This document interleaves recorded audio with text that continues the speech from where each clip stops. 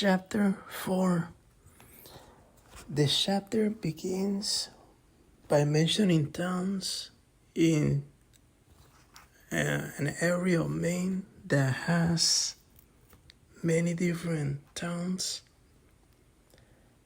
and just driving by the area is scenic. And even if you have been to the area of Maine, you may not have known about all the UFO encounters. And between many different organizations and newspapers, between 1981 and 2009, there has been around 200 sightings. This is between organizations like MUFON, the Sheriff's Department, and other newspapers. And it is mentioned a story of a woman named Jerry. In 2007, around that area of the country, there was a blizzard. And the town where Jerry used to live wasn't that affected by the blizzard. One day, on her son's 14th birthday party, they were in their house, and she was gonna go outside to smoke a cigarette, and she noticed a light by the woods, and she was amazed, and she called her son to come over, and the son came, and they were both shocked because there was a light by the woods,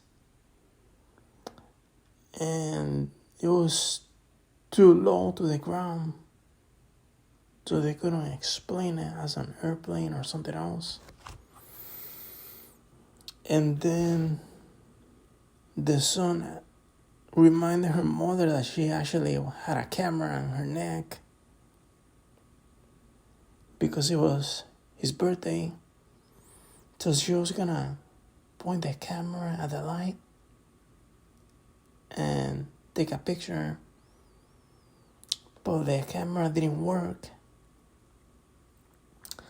And this is common when people have reported encounters of these types, that certain electrical and mechanical devices stop working in the presence of all these UFOs.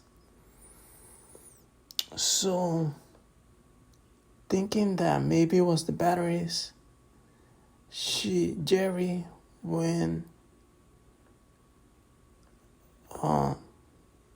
to go to her house to get new batteries.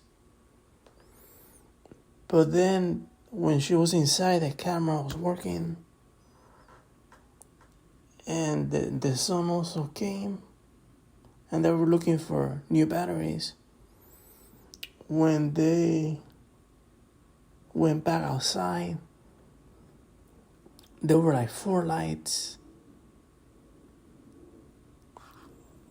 one stack on top of the other, and they still tried to take a picture, but they couldn't.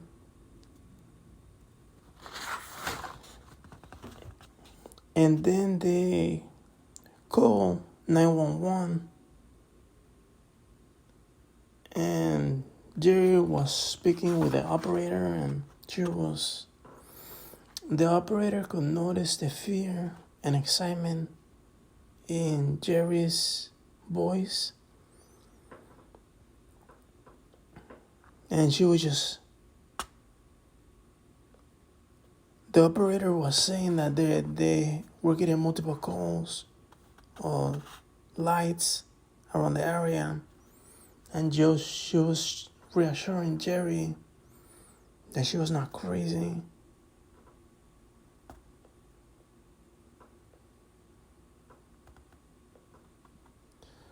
So when the deputy got there, he did not see anything.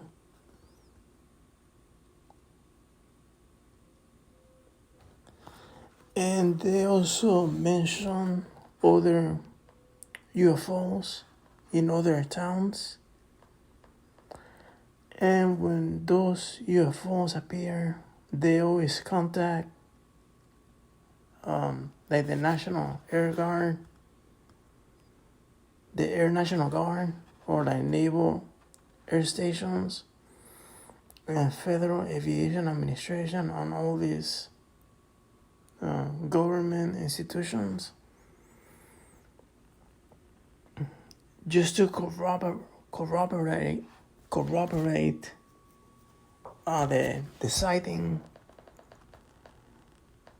And a lot of times they don't, so they becomes unexplained.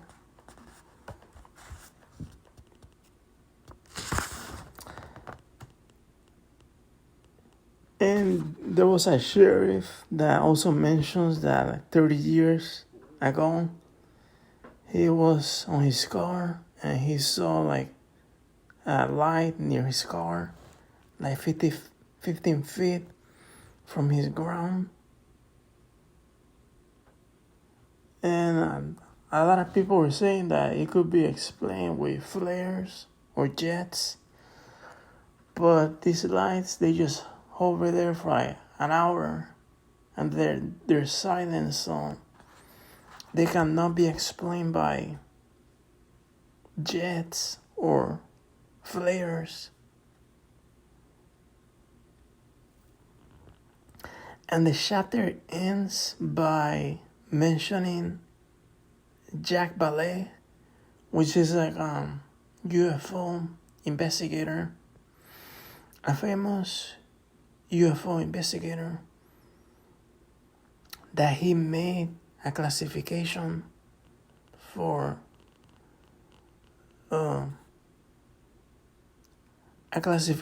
encounters. So the first kind is close encounter of the first kind, which is basically just a UFO sighting, kind of what Jerry saw. The second close encounter of the second kind classification is watching a UFO and the effects of the UFO, the effects that the UFO has on its surroundings. Like, I guess an example would be like crop circles or radiation that's left from an area where a UFO has landed. The third close encounter or the third kind classification is observing animate beings in association with a UFO. That's basically the previous chapter where the little girl was on her bedroom window and she saw a UFO and she saw figures around the UFO. I guess that will classify as a close encounter of the third kind. The fourth one is close encounter of the fourth kind. And that's basically an alien abduction, or when you have communication with an ET. And they also mention new classifications, but they're not as mainstream as the fourth that I just described. But one interesting one was Close Encounters of the Fifth Kind, which was created by Stephen Greer, and it's basically bilateral contact experiences through conscious, voluntary, and proactive human-initiated communication with extraterrestrials. I believe Stephen Greer, he has done videos on YouTube where he and a group of people, they just go to like a deserted part of the country, and they just get on a circle and they just try to communicate with ETs.